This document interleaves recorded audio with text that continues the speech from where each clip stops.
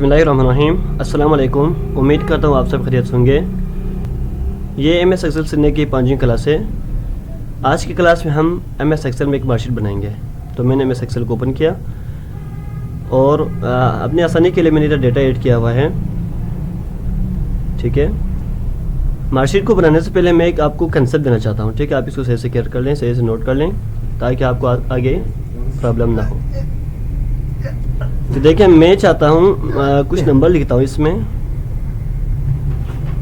ठीक है, कुछ नंबर लिखा, इनको मैं यहाँ पे सम करना चाहता हूँ। तो इसके लिखें इक्वल टू बहुत ज़रूरी है। जो भी आप फार्मूला लिखते हैं उससे पहले इक्वल टू लिखना है। ठीक है, अगर आप इक्वल नहीं लिखते हैं तो आपका फार्मूला रॉन्ग होगा, सही नहीं होगा, सही काम नहीं करेगा। तो आपने सही से इक्वल टू ही लिखना है। अब मैंने इक्वल टू लिखा, इसके बाद मैं इन नंबर को सम करना चाहता हूँ, इन नंबर को। तो सम लिखने के बाद मैंने ब्रैकेट स्टार्ट किया। ठीक है, इसके बाद अब आपने एक्सेल को बताना है कि इधर से लेकर इधर तक आपने सम करना है, तो आपको बताना पड़ेगा। ठीक है, मैंने इधर क्लिक किया तो ये देखें, ये 12 इधर नहीं आया, ये लोकेशन उठाया है। ठीक है, सेल की लोकेशन उठाया है। लोकेशन आपको इधर नेम बॉक्स में भी नज़र आ रहा है। ठीक है, आप देख सकते हैं उसमें। बाकी K12, ठीक है, कलम K हैं और रो 4 है। ठीक है, मैंने पहले दिन आपको बताया था कि ये एड्रेस शो करता है फार्मूले में। तो एड्रेस शो होता है फार्मूले में, तो ये एड्रेस उठाया है K4। ठीक है, इसके बाद कहाँ तक आपने सम करना है, तो मैं इसको नीचे ड्रैग करके लाता हूँ 4 तक। ठीक है, अब देखें, मैंने K4 से लेकर K9 तक सम करना है। तो देखें, मैंने इस तरह से ड्रैग किया तो ऑटोमेटिकली इधर डिटेक्ट किया फार्मूला के इसमें जो सेल के जो एड्रेस है वो डिटेक्ट हुआ है। K4 से लेकर K9 तक दरमियान में कॉलम आए। ठीक है, इसको मैं क्लोज करता हूँ और इंटर करता हूँ, तो इस तरह से सम आ जाएगा। ठीक है,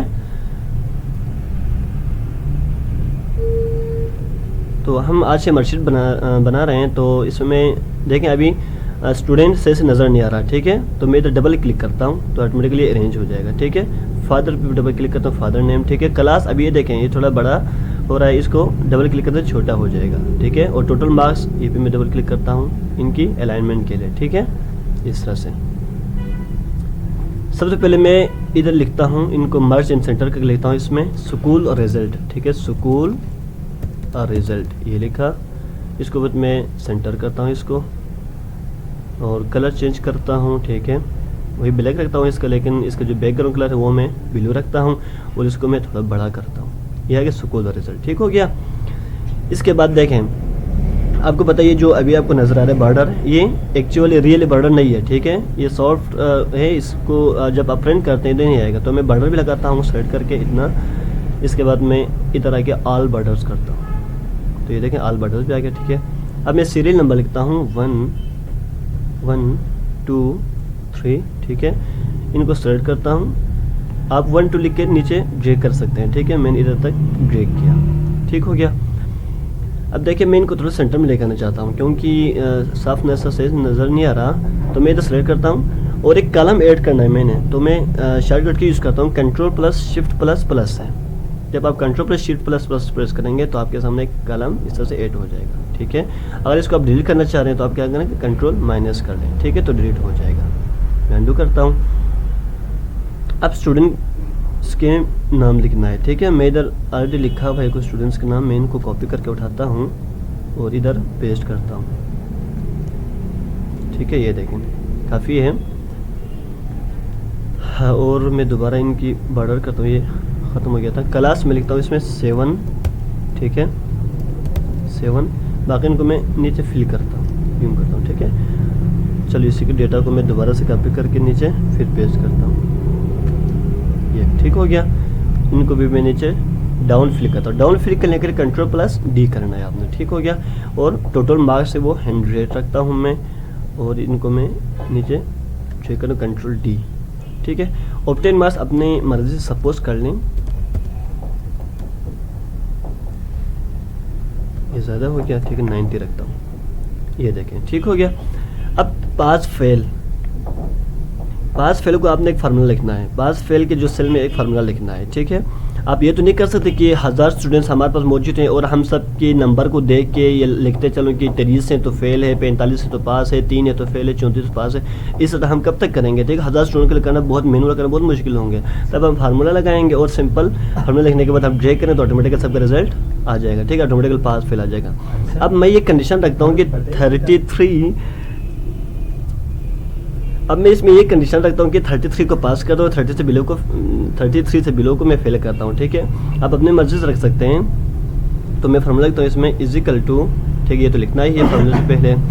इसके बाद मैं इसमें कंडीशन लगाता हूँ इफ़, अगर ये जो सेल है, ठीक है, मैंने मार्क्स बता दिया, मतलब G7, ठीक है, G से एडजस्ट हुआ है, ये सेल है, इसमें जो नंबर है G7 less than or equal to 33, ठीक है, 33 से छोटा हो और बराबर हो, तब आप क्या करेंगे, इधर शो करना है पास। ठीक है, हो गया। अगर नहीं तो आपने क्या करना है, 33 से एबोव आपने पास करना है। ठीक है,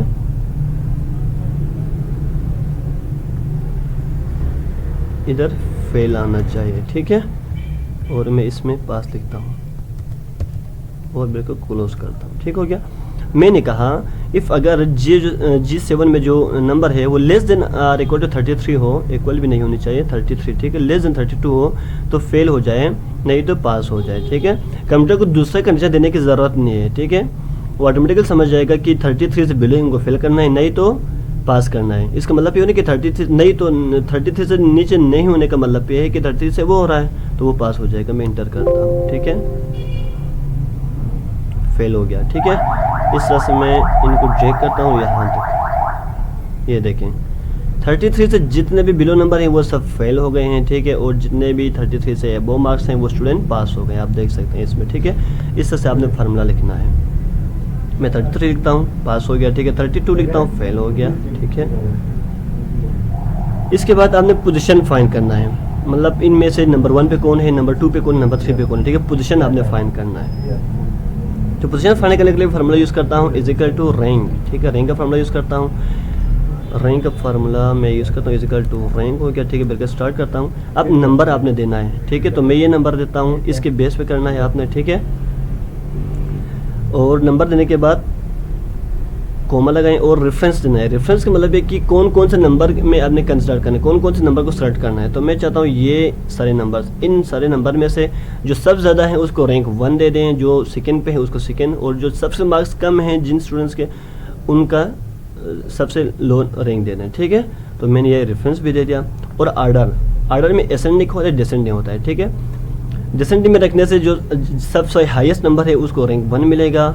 ठीक है, और जो सब लोवेस्ट है उसको लास्ट रैंक मिलेगा। और एसेंडिंग में रखने से जो सबसे कम मार्क्स हैं उनको पहले पोजीशन आनी चाहिए, पहली पोजीशन आएगा। ठीक है, तो हमने ये तो नहीं करना है कि जो जिनका मार्क्स सबसे कम है उसको फर्स्ट पे लाए, नहीं, ऐसा नहीं करना है। हमने जो टॉप नंबर हैं, जो जिनका मार्क्स सबसे ज़्यादा है उनका हमें रैंक 1 देना है। तो मैं इसको डिसेंडेंट रखता हूँ, मतलब 0 रखता हूँ और बिल्कुल क्लोज करता हूँ, इंटर करता हूँ। ठीक है, अब देखिए सिर्फ इस पे मैंने फार्मूला अप्लाई किया, इसको मैंने ड्रैग तो भी करना है।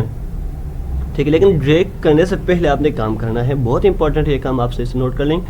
जब आप इसको नीचे ड्रैग करेंगे तो ये सेल जो सेल नंबर है ना वो चेंज हो जाएगा। ठीक है, सेल एडजस्ट चेंज हो जाएगा, तो आपने इसको फिक्स करना है, लॉक करना है, चेंज ना हो, चेंज होने से प्रॉब्लम आ जाएगा। ठीक है, तो आपने इसको फिक्स करना है। फिक्स करने के लिए आपने डॉलर साइन यूज़ करना है। मैंने इधर डॉलर साइन यूज़ किया और G7 भी डॉलर साइन इस्तेमाल किया, इधर भी डॉलर साइन और इधर भी डॉलर साइन।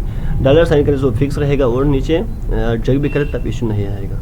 ठीक है, अब मैंने ये किया, इसके बाद इसको मैं ड्रैग करता हूँ यहाँ पे। ये देखें ऑटोमेटिकली रिंग दे दिया। ठीक है, जिनका 90 है उसको फर्स्ट पोजीशन, जिस स्टूडेंट का 90 है उसको फर्स्ट पोजीशन कंसिडर किया है। ठीक है, इसके बाद 64 है उसको सेकंड कंसिडर किया है, और इधर आके 45 है उनको थर्ड कंसिडर किया है। इस तरह से रैंक भी आप देख सकते हैं। ठीक है, तो बहुत इंपॉर्टेंट ये था, ये दोनों पास और फेल का जो फार्मूला है बहुत इंपॉर्टेंट था। ठीक है, ये आपने सही से प्रैक्टिस करना है। मैंने इसमें कॉलम ऐड करना भूल गया था, मैं चाह रहा हूँ कि इसमें परसेंटेज भी ऐड करूँ। ठीक है, इसके लिए आप क्या करेंगे? ठीक है, यकीनन आपने सही सोचा होगा। ऑब्टेन मार्क्स और टोटल मार्क्स के दरमियान मैं एक कॉलम ऐड करता हूँ। ठीक है, इसके बाद मैं इसमें परसेंटेज ऐड करता हूँ। तो एक कॉलम ऐड करने के लिए शॉर्टकट की इस्तेमाल करें, Ctrl+Shift++। ठीक है, ये आ गया। परसेंटेज लिखा, ठीक है।